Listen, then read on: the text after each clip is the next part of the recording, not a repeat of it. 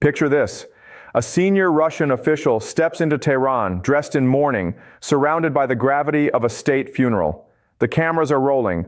The world is watching. And on the surface, it looks like exactly what it's been described as a condolence visit, routine diplomacy, one government paying its respects to another, but Dmitry Medvedev did not fly to Tehran to mourn. He flew to deliver a message. And the country that message was addressed to wasn't Iran. It was Germany.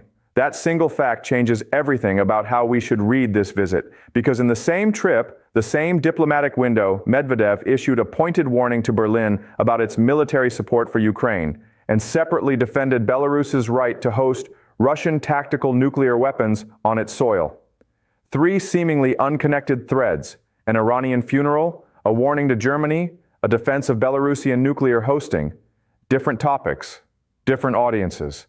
And yet they were delivered in sequence from the same city by the same man within the same 48 hours. That is not coincidence. That is architecture. Medvedev today is not the reformist president the West once hoped he was. He is the deputy chairman of Russia's Security Council, one of the most strategically sensitive roles in Moscow's power structure. When he speaks with institutional weight behind every word. Ali Khamenei led the Islamic Republic of Iran for 35 years. Through wars, sanctions, assassinations, and revolutions across the Middle East, he remained the fixed point around which Iranian foreign policy rotated. His death did not simply create a vacancy at the top of a government. It created a vacuum at the center of a regional power one with nuclear ambitions, an active proxy network, and deep military entanglements stretching from Baghdad to Beirut to the drone factories supplying Russian forces in Ukraine. That vacuum opened a window, and Russia moved through it immediately. Medvedev's attendance at the funeral was among the most senior foreign presences in Tehran that week, but his role matters as much as his rank. As deputy chairman of Russia's Security Council, Medvedev sits inside the architecture where military planning, intelligence assessment, and strategic foreign policy intersect. This is not a ceremonial position, it is an operational one. When Moscow sends him somewhere, it is sending a signal with institutional weight attached, and in Tehran, he sent several signals at once. To Germany, he issued a direct warning framing Berlin's continued military support for Ukraine as an escalatory act with consequences Moscow was prepared to define. The specific language was measured, but the implication was unmistakable. Germany's choices were being watched, cataloged, and evaluated within a broader strategic framework that extended well beyond Ukraine's borders. In the same visit, he defended Belarus's right to host Russian tactical nuclear weapons, a statement that had nothing to do with Iran and everything to do with NATO's eastern flank. Delivered from Tehran in front of international media during a moment of maximum geopolitical attention, that defense was a reminder of something Moscow rarely needs to state explicitly: that its deterrence architecture is already in place, already operational, and deliberately visible. Most people think the Russia-Iran relationship is new. It isn't. And understanding how it developed explains exactly what Medvedev was doing in Tehran and what Russia is building for the next phase of this conflict. The Soviet Union and Iran were never natural partners. They shared a border, a history of tension, and a mutual suspicion that ran deep into the Cold War era. Moscow backed Iraq during the Iran-Iraq War. Tehran viewed Soviet atheism with theological contempt. These were not the foundations of alliance. They were the foundations of managed distance. What changed was not ideology. What changed was shared adversaries. After the 2015 nuclear deal briefly opened Iran toward Western engagement, Moscow watched carefully. When that deal collapsed under American withdrawal in 2018, Iran found itself isolated, sanctioned, and searching for partners willing to absorb the political cost of close association. Russia, already under its own Western sanctions after Crimea, had no such reservations. By the time Ukraine's full-scale war began in February 2022, the transactional logic had fully matured. Iran possessed something Russia urgently needed: large quantities of low-cost, combat-tested drones. Russia possessed something Iran valued: equally diplomatic cover, military technology, and a permanent Security Council veto. The exchange was not friendship, it was strategy dressed as partnership. The second thread runs through Germany, and it runs much deeper. For decades, Russia's most powerful lever over Western Europe was not military, it was energy. Nord Stream represented the physical embodiment of a dependency Moscow had carefully cultivated across 30 years of post-Cold War economic integration. Germany heated its homes, powered its factories, and sustained its industrial competitiveness on Russian gas. That dependency was not an accident of geography, it was a deliberate strategic construction, one that gave Moscow a voice in Berlin without firing a single shot. Ukraine shattered that construction overnight. Germany's decision to support Kiev militarily represented something far more significant than a policy shift. It represented the end of a strategic assumption Moscow had built its European policy around. For Russia, Germany's choice was not simply a disappointment. It was a betrayal of an economic relationship Moscow believed created durable political influence. To understand why Medvedev chose Tehran to warn Berlin, we need to understand what Moscow lost when Germany chose Ukraine. It lost its most powerful non-military instrument of European leverage, and it has not forgotten. The third thread is Belarus, and it is the most recent. When Alexander Lukashenko survived the 2020 protest movement that nearly ended his government, he survived because Moscow chose to keep him in power. That choice came with a price. Belarus transformed from a nominally independent buffer state into what military planners would recognize as a forward operational platform, its territory now hosting Russian forces, Russian logistics, and as Medvedev reminded the world in Tehran, Russian tactical nuclear weapons positioned within striking distance of NATO's most exposed eastern members. 3 relationships, 3 historical trajectories, all converging in one funeral. What most analysts missed is that Medvedev wasn't speaking to Iran during this visit. He was speaking to Germany through Iran, and that distinction changes everything about how we should read this moment, because this visit was not one diplomatic act. It was 3 simultaneous strategic moves executed through a single trip in a single window, with a precision that casual observation simply cannot capture. To understand what Russia actually did in Tehran, you have to look beneath the ceremony and examine the mechanics. The first move was about Iran itself specifically, about what Khamenei's death created and how quickly Moscow recognized its value.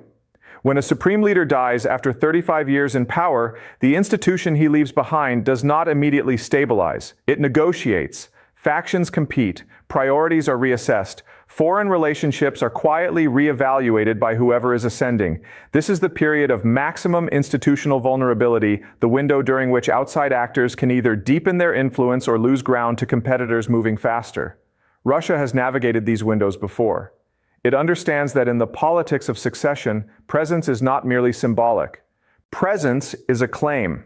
By sending Medvedev, not a mid-level diplomat, but the deputy chairman of the Security Council Moscow was delivering a message to every faction inside Tehran's power structure simultaneously. The message was simple and deliberately unambiguous. This relationship is not personal, it is institutional. It does not depend on any single leader, and it will continue regardless of who emerges at the top of Iran's succession process. Russia was not mourning Khamenei. Russia was installing itself into the architecture of whatever comes next. The second move was directed thousands of miles away at Berlin. Here is the detail that reframes the entire visit. Medvedev did not warn Germany from Moscow. He warned Germany from Tehran. That geographic choice was not logistical. It was communicative. When a senior Russian official issues strategic warnings to a NATO member from inside the capital of a state the West has spent decades trying to isolate, the location itself carries information. It says, this warning does not come from an isolated Russia. It comes from within a network. And that network has reached Germany's specific vulnerabilities, made it the logical target. Berlin is simultaneously NATO's largest European military economy and its most politically fragile major member on the question of Ukraine. Domestic energy transition costs remain politically sensitive. Coalition pressures are real. Public appetite for sustained military expenditure is contested in ways it simply is not in Poland or the Baltic states. Russia understands this fragmentation with considerable precision. The warning was not designed to change German policy overnight. It was designed to feed existing doubts, to give political space to the voices inside Germany already arguing for restraint. In geopolitical pressure campaigns, you do not need to convince your adversary. You only need to amplify the arguments they are already having with themselves. But here is the deeper issue. This wasn't about the funeral at all. The funeral was the stage. The message was the performance. The third move was the Belarus statement, and it was the most technically significant of the three. When Medvedev defended Belarus's right to host Russian tactical nuclear weapons, he was engaging in what military strategists refer to as extended deterrent signaling. The purpose is not to threaten a specific action. The purpose is to remind a specific audience of the breadth of the deterrence architecture already in place. By invoking Belarus in Tehran in the same media cycle as the Germany warning, Medvedev was drawing a deliberate geographic line for European audiences from Minsk in the east to Tehran in the south. He was communicating that Russia's strategic reach is not confined to Ukraine's borders or Eastern Europe's immediate perimeter. It extends across a broader network of aligned or dependent states, each of which adds depth, complexity, and cost to any Western strategic calculation. NATO planners do not simply count warheads. They map networks. They assess how quickly reinforcements can move, where pressure can be applied simultaneously, and how many strategic directions an adversary can threaten at once. Medvedev's Tehran statements added a new data point to that assessment, and it was not a reassuring one. Taken separately, each of these three moves appears manageable. Taken together, they reveal something more significant. Russia conducting sophisticated, multi-layered strategic communication while simultaneously fighting a land war in Europe. That combination should concern Western policymakers far more than any single statement in isolation. Understanding the strategic mechanics of this visit is one thing. But the real question is what it means for the wider geopolitical landscape, because the consequences extend far beyond Tehran and Berlin. The deeper consequence isn't what happened in Tehran. It's what it signals about Russia's capacity to build alliances under sanctions pressure and what that means for the next 2 years of this conflict. Start at the regional level, because the implications there are immediate and concrete. Russia's visible consolidation of its Iranian relationship during the succession window is not simply about symbolism. It is about supply chain continuity. Iranian drones have become a documented and significant component of Russia's aerial campaign in Ukraine. The Shahed series, manufactured in Iran and increasingly produced under license inside Russia itself, has forced Ukrainian air defenses to absorb thousands of additional intercept missions, depleting expensive Western-supplied missile stocks against cheap Iranian munitions. That exchange ratio matters enormously in a prolonged war of attrition.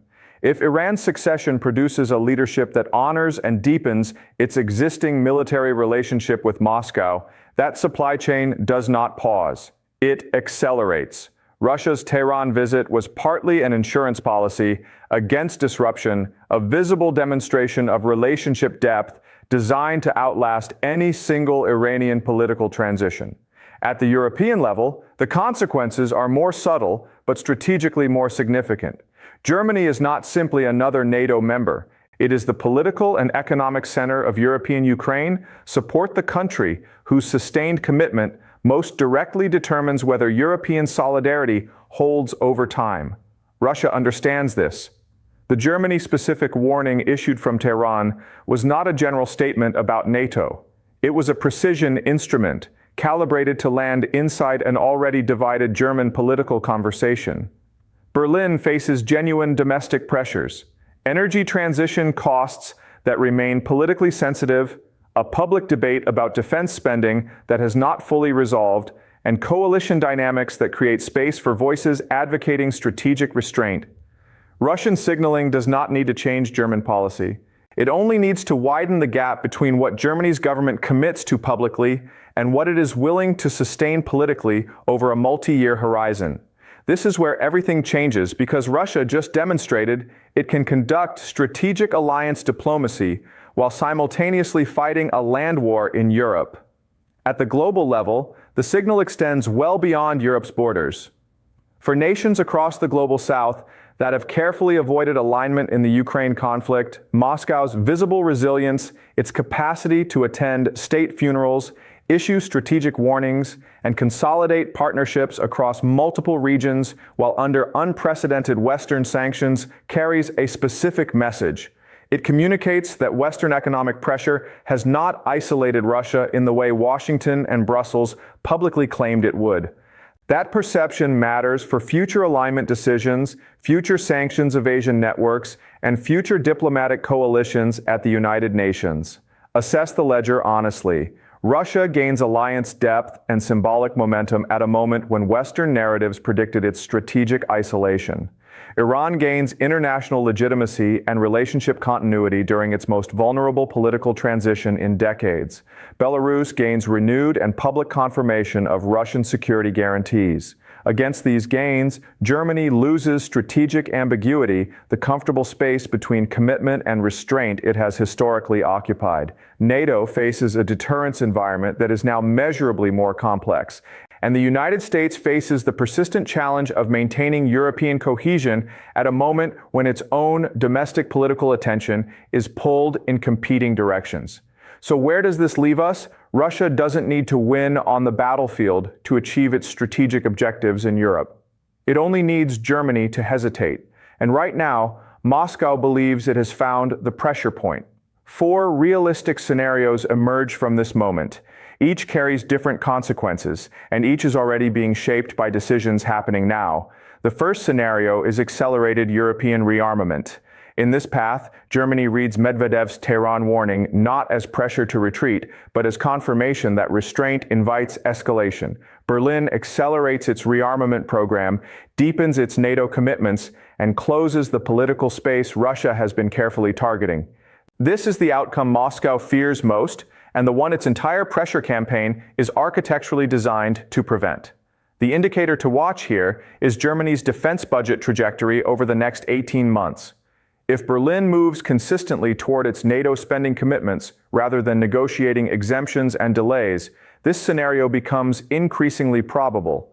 Russian pressure, in that case, will have produced precisely the opposite of its intended effect. The second scenario is German political fracture, and this is the one Russia is actively engineering. Domestic pressures inside Germany are real and should not be underestimated. Energy transition costs remain politically contested. Immigration has restructured the electoral landscape in ways that benefit parties less committed to sustained Ukraine support. War fatigue, while not dominant, is present and measurable in polling data. Russia's signaling strategy does not require converting German public opinion wholesale. It requires sustaining enough political friction that Berlin's commitment becomes inconsistent, publicly strong, but practically hesitant. A Germany that commits loudly but delivers slowly is, from Moscow's perspective, nearly as valuable as a Germany that steps back entirely. Watch the gap between German political statements and actual military delivery timelines. That gap is where Russian strategy operates. The third scenario introduces a variable Moscow cannot fully control Iran's succession. If Iran's new leadership calculates that an opening toward Western engagement serves Iranian national interests better than continued alignment with a sanctions-burdened Russia, the strategic axis Medvedev worked to consolidate in Tehran could weaken considerably. This is precisely why Moscow moved so visibly and so quickly after Khamenei's death. The speed of Medvedev's visit was itself a message to Tehran's competing factions. Russia is already here, already embedded, already indispensable. Dislodging that positioning would carry significant costs for any Iranian leader attempting to reorient westward. Watch the composition of Iran's new leadership and its early foreign policy signals. Those signals will reveal whether Medvedev's visit achieved its intended effect. The fourth scenario is the most consequential over the long-term formal strategic triangulation between Moscow, Tehran, and Minsk. Not a treaty alliance in the traditional sense, but a durable architecture of military coordination, intelligence sharing, and economic interdependence that collectively resists Western pressure and outlasts the Ukraine conflict itself. The indicators here are quieter but traceable. Joint military exercises, expanded energy agreements, coordinated positions at multilateral institutions, and deepening financial mechanisms designed to operate outside Western-controlled systems. The most important thing to watch is not what Russia does next militarily. It is what Germany decides politically. That is the real battleground, and every scenario that follows flows directly from that single decision point. Return to the image that opened this documentary, a senior Russian official in Tehran, standing at a funeral, surrounded by mourners. It looked like diplomacy. It looked routine. It was neither. What Medvedev buried in Tehran wasn't a man. It was the idea that Russia is running out of options. Because everything we have examined, the speed of Moscow's move into Iran's succession window, the geography of the Germany warning, the deliberate invocation of Belarusian nuclear hosting points toward a single, uncomfortable conclusion. Russia is not behaving like a state under terminal pressure. It is behaving like a state that believes it has more strategic time than the West assumes. And that confidence, more than any battlefield development in Ukraine, is what should concern European policymakers most deeply. Desperation does not look like this. Desperation does not conduct layered, multi-signal diplomatic operations from a geopolitically charged capital while simultaneously managing a land war in Europe. What we witnessed in Tehran was strategic patience, the behavior of a power that believes the pressure it is applying will eventually find the fracture point it is looking for. That fracture point has a name. It is Germany. The broader lesson this moment teaches is one that great powers have always understood and smaller powers frequently forget.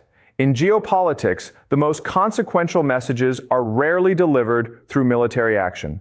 They are delivered through carefully chosen locations, carefully chosen words, and carefully chosen timing, all designed to communicate intent without triggering the response that direct confrontation would provoke. Russia has sent its message. The question now is whether Europe is reading it clearly enough and moving with sufficient speed and political will to respond. Because in geopolitics, the side that holds its nerve longest rarely loses. And right now, Moscow is betting heavily that Berlin will blink first.